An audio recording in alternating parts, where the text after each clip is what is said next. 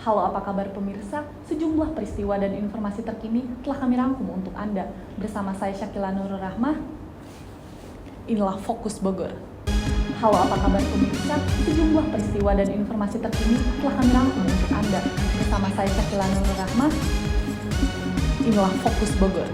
Rasional utamanya ketika saya pelajari adalah kenapa kemudian skripsi tidak diwajibkan, bukan dihapuskan ya. Saya tekankan lagi, bukan dihapuskan, jadi tidak diwajibkan. Dosen Fakultas Ekonomi Universitas Pakuan Bogor, Aditya Primayuda menyebutkan penutupan TikTok Shop merugikan bagi beberapa pihak tertentu. Kalau soal regulasi kita tidak bisa bantah ya, artinya kalau pemerintah sudah punya regulasi dan pihak luar yang berbisnis kita tidak bisa mengikuti regulasi itu atau belum memenuhi. Untuk nih kesibukannya apalagi gitu Bang? Untuk sekarang aku kesibukannya sih sambil kuliah ya, karena aku juga. Halo pemirsa, kali ini saya bersama Mas Ayung ingin bertanya-tanya nih. Pak Undang atau biasa disebut Pak Unang ya Pak ya. Lihat dari prestasi sih waktu itu di Pakuan. Bogor terdapat bakso yang sangat viral. Mari kita lihat.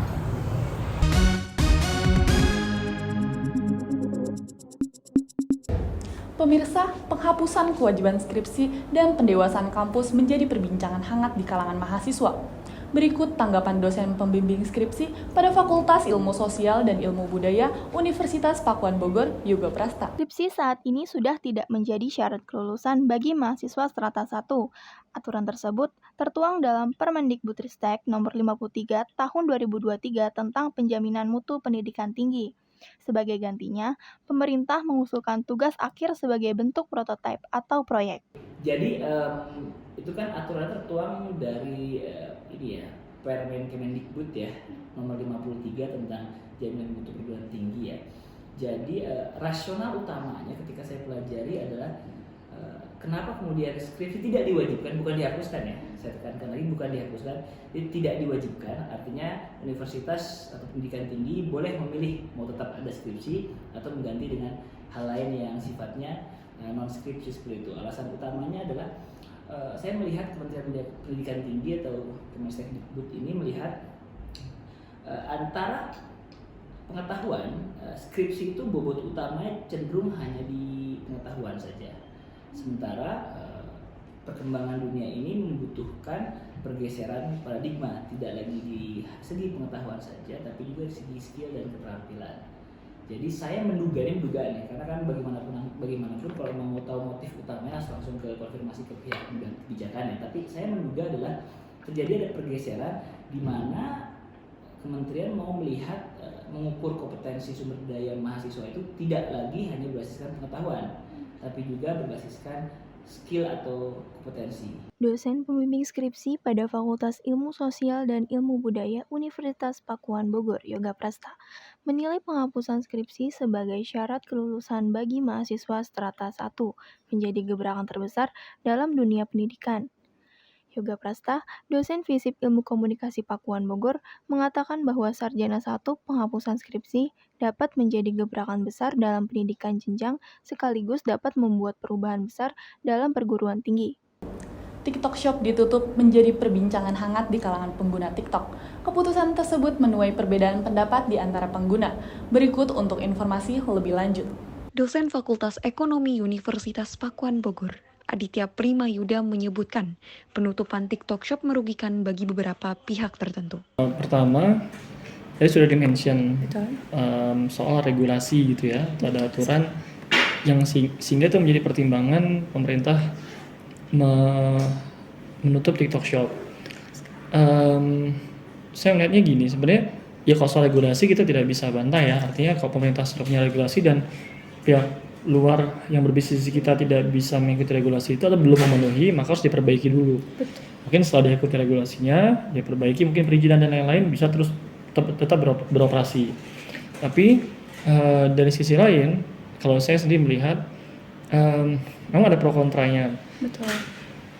Menurut Aditya, pengguna TikTok Shop dan pihak pengusaha lokal menunjukkan kompleksitas dalam mengambil keputusan terkait bisnis dan perekonomian lokal, di mana hal ini juga menunjukkan pentingnya menjalankan bisnis dengan mematuhi aturan yang berlaku. Himpunan Mahasiswa Ilmu Komunikasi Universitas Pakuan baru saja menggelar workshop dengan tema bersaing dalam sosial media dengan konten kreatif. Kegiatan ini dihadiri oleh narasumber dari berbagai latar belakang dan dipenuhi oleh mahasiswa ilmu komunikasi.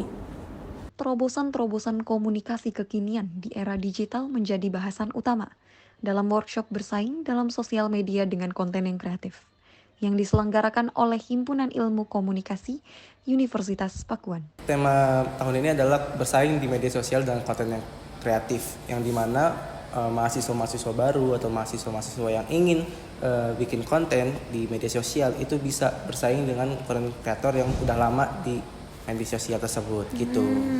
Jadi ini mengusut tema digital ya Kak berarti? Iya betul. Betul. Nah mungkin Kak, ini target pemasaran dari ini nih untuk siapa ya? Mahasiswa kah atau umum atau siapa ya Kak? Oke, awalnya ini dibuka untuk umum, tapi dikhusus lebih ke mahasiswa-mahasiswa yang di Pakuan, karena juga jangka waktu pendaftarannya juga lumayan pendek, jadi kebanyakan mahasiswa Pakuan yang daftar. Iya, karena terbatas juga nih teman-teman workshop himpunan Ya, kali ini ya betul. berarti Kak. Lalu kenapa sih Kak harus ngambil konten digital? Kan tadi itu kita udah tahu temanya tuh itu. Tapi yang terdalamnya tuh apa Kak alasan Kakak dari Kakak sendiri? Oke, kenapa gue ngambil tema ini? Karena yang gue lihat tuh generasi sekarang tuh lebih cenderung bermain handphone daripada main handphone doang, main game gak jelas. Kita mending bikin konten yang kreatif, bisa menghasilkan uang daripada mengandalkan uang dari orang tua. Kenapa enggak kita bisa menghasilkan uang sendiri seperti itu? Betul sekali. Workshop yang menghadirkan salah satu alumni FISIP Pakuan, Fauzi Sungkar, menjadi bagian dari pentingnya keterampilan komunikasi dalam era digital saat ini.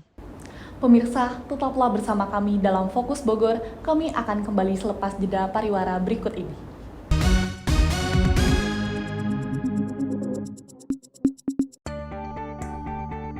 The fourth industrial revolution is increasingly supporting the advancement of global communication and information technology.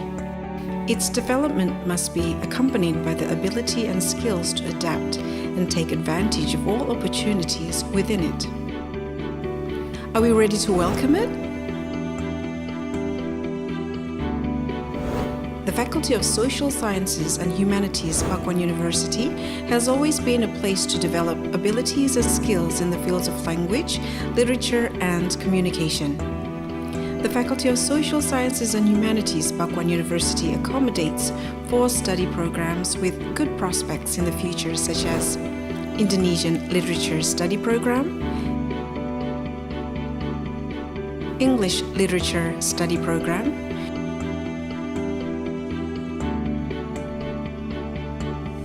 Japanese Literature Study Program,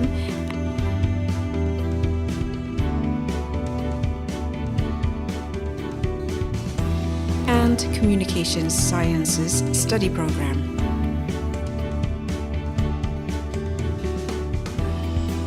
Each study program carries out various effective and applicable lecture activities to create an active and creative generation in global developments.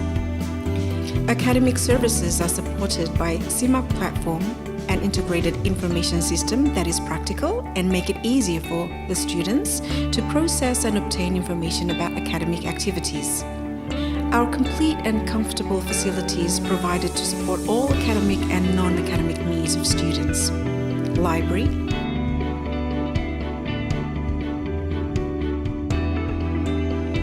language laboratory,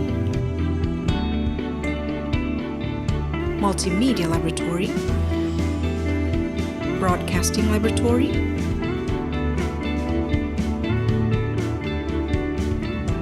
photography laboratory, art laboratory, lectures room, academic services.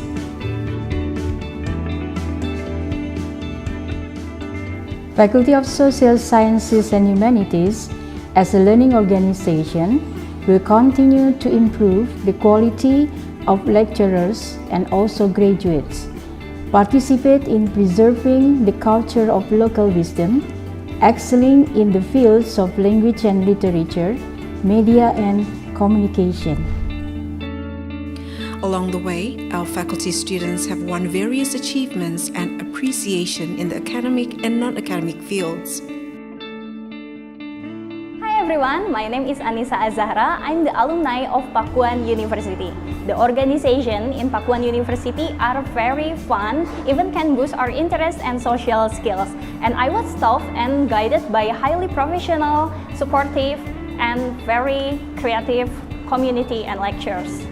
And my class were also very engaging and fun. Students will be provided in the space to explore, discover, and develop their respective interests and talents, as well as forming competitive and prepared individuals to build a better future. The best generation to welcome the advancement of communication and information technology starts here. Let's be active, creative, and innovative people with the Faculty of Social Sciences and Humanities, Pakuan University.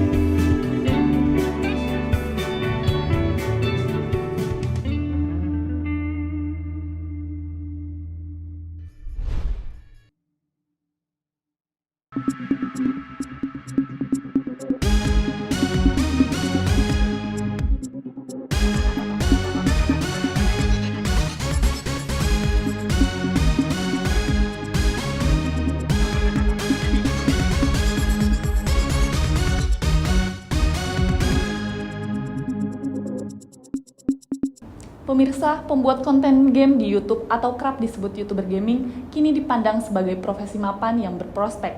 Meski tak memiliki penghasilan tetap, namun YouTuber bisa mendapat penghasilan yang bikin gaji UMR minder.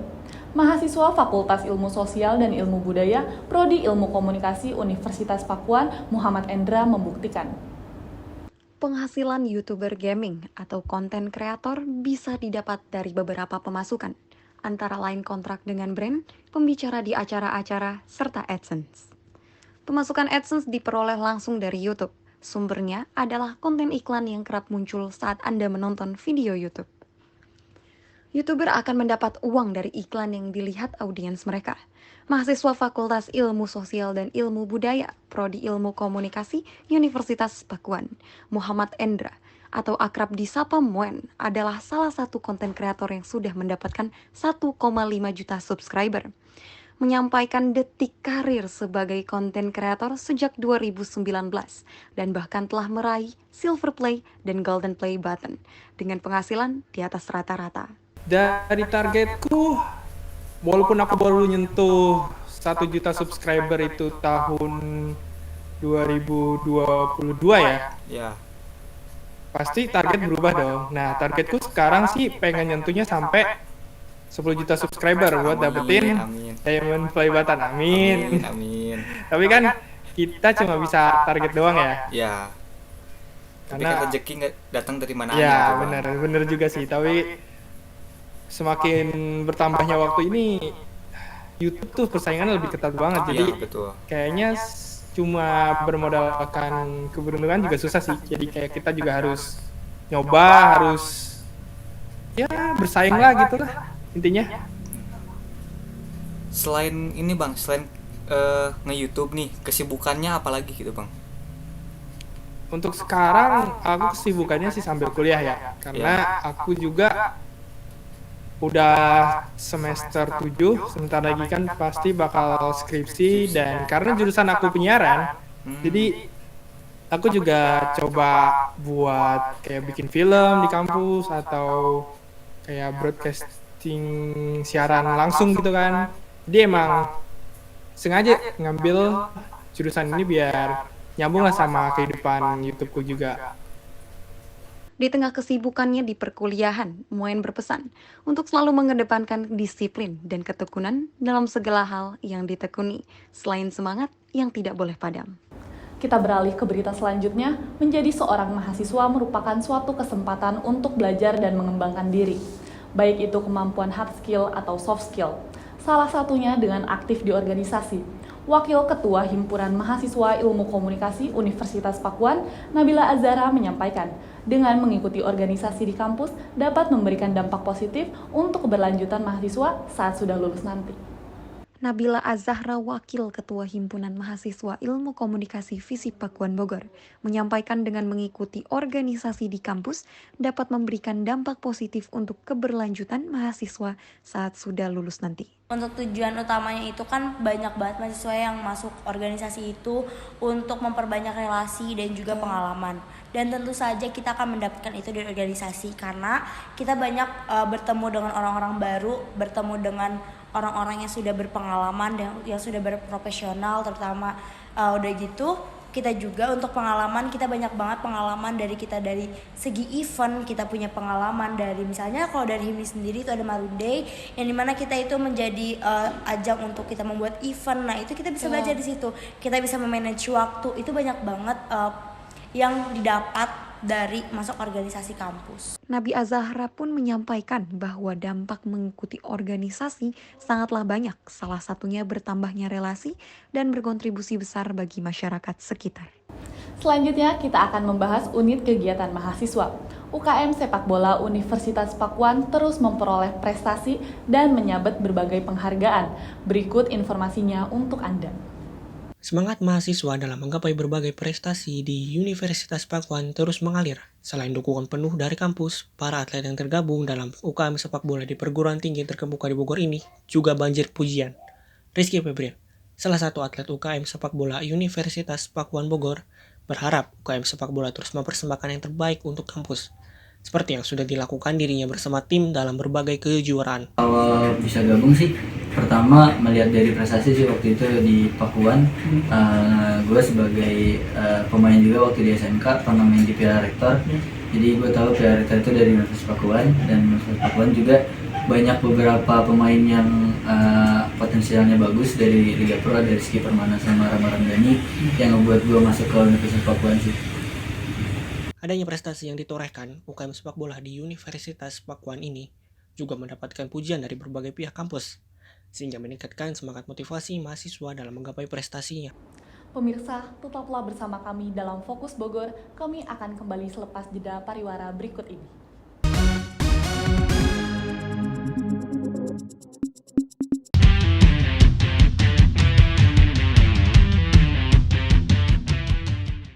Fiona, kok kamu gitu sih Fiona?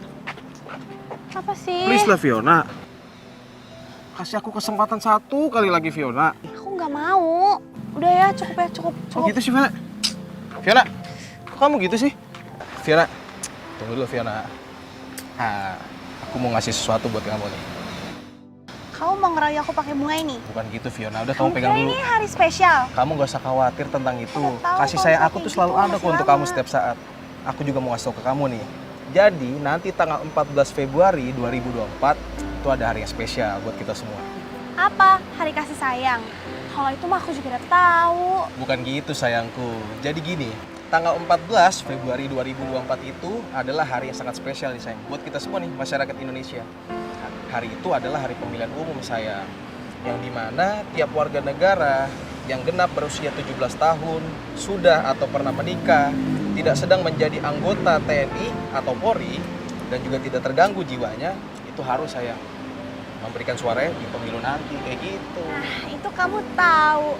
Aku jadi pengen deh ke TPS tersayang sama kamu. Harus dong sayang. Jangan lupa ya, tanggal 14 Februari 2024, datang ke TPS.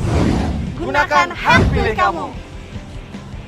Mas, bunganya belum dibayar. Oh iya Mas, lupa. Kita memilih untuk Indonesia.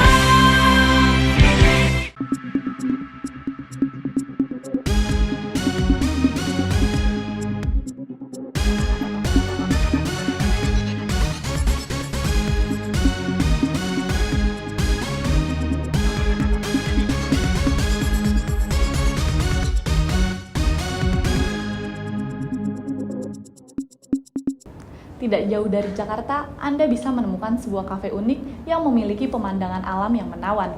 Kafe ini berlokasi di Bogor, lebih tepatnya di kawasan Megabendung, Kabupaten Bogor. Untuk informasi lebih lanjut, kami hadirkan untuk Anda. Pemirsa, senang kali ini berbagi pengalaman unik ngopi di Sawah Megabendung, Kabupaten Bogor. Halo pemirsa, kali ini saya bersama Mas Ayung ingin bertanya-tanya nih. Yang pertama, menurut Mas Ayung, apa yang Mas Ayung rasakan ketika ngopi di sawah ini? Ngopi di sawah ini membuat kita lebih fresh untuk pemikiran. Kayak misalkan kita lagi mumek-mumeknya sama keramaian di suasana. Jadi kalau misalkan datang ke ngopi di sawah ini jadi lebih adem buat mikir, adem buat semuanya aja. Yang kedua, apakah Mas Ayung sangat merasakan suasana ngopi di sawah ini dengan sangat indah? Untuk suasana sih dibilang indah sekali, tapi suasana sawah ini kan lebih susah untuk dicari untuk tahun-tahun sekarang, jadi sangat buat untuk dimanfaatkannya enak sekali kalau suasananya. Ngopi di sawah hanya di Megamendung, Kabupaten Bogor. Jadi tunggu apa lagi? Mari bikin jadwal dan ajak orang-orang terdekatmu.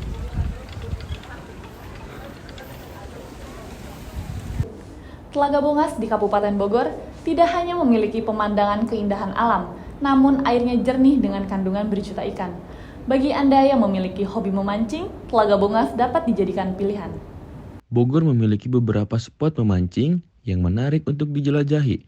Terletak di Kecamatan Nanggung di Kabupaten Bogor, Telaga Bongas menawarkan keindahan alam yang menawan dan ikan yang cukup banyak.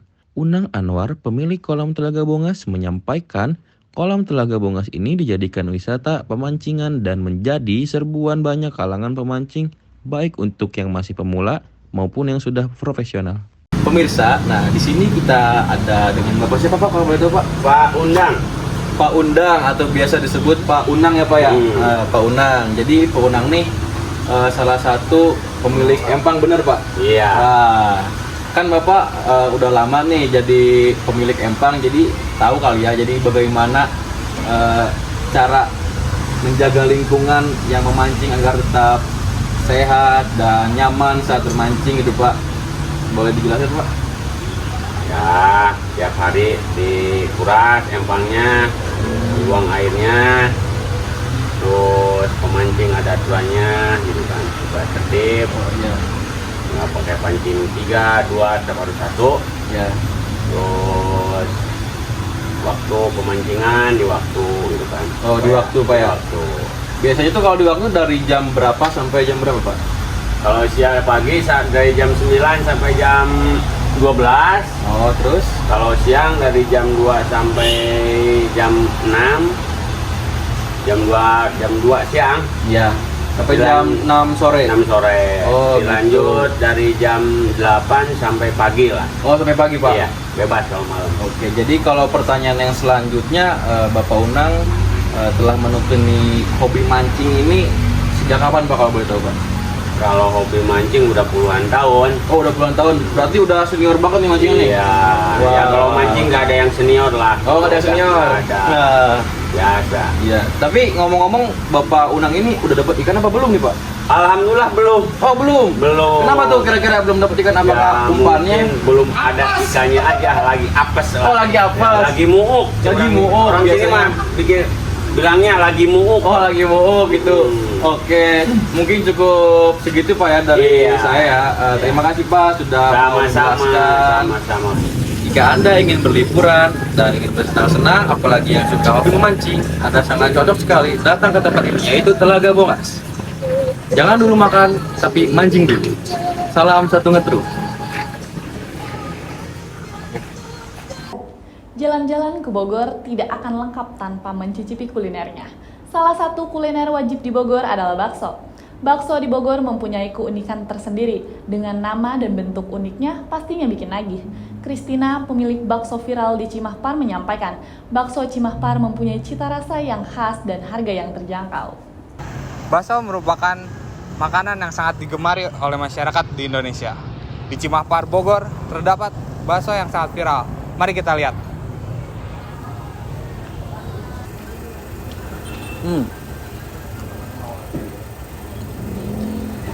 Tekstur baksonya sangat lembut dan kenyal, menambah cita rasa dari bakso ini. Saya sudah bersama salah satu pegawai bakso tetelan viral. Mari kita tanya, bagaimana awal mula? Awal mulanya untuk baksonya kan semua bakso tuh disukai banyak kalangan ya, baik anak kecil sampai orang tua.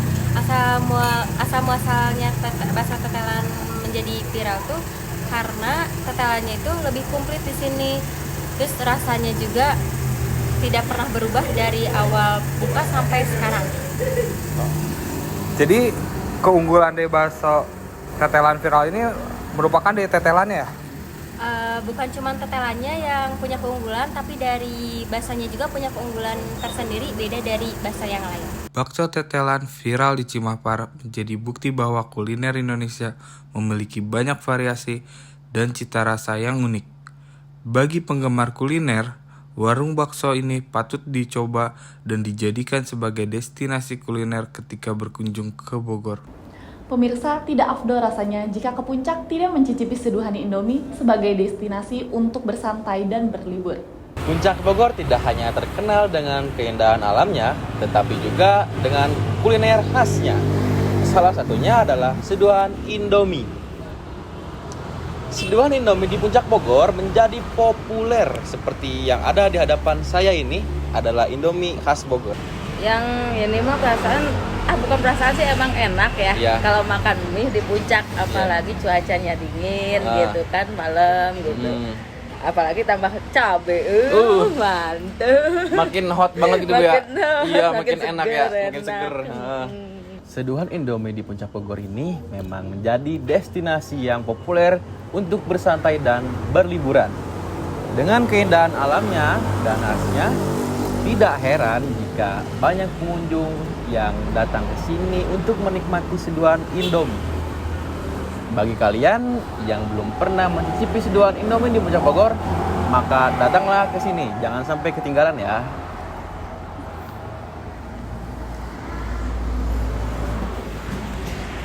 Informasi tadi sekaligus menutup perjumpaan kita hari ini. Saya Syakila Nurul Rahmah, terimalah salam unggul, mandiri, dan berkarakter. Selamat siang dan sampai jumpa.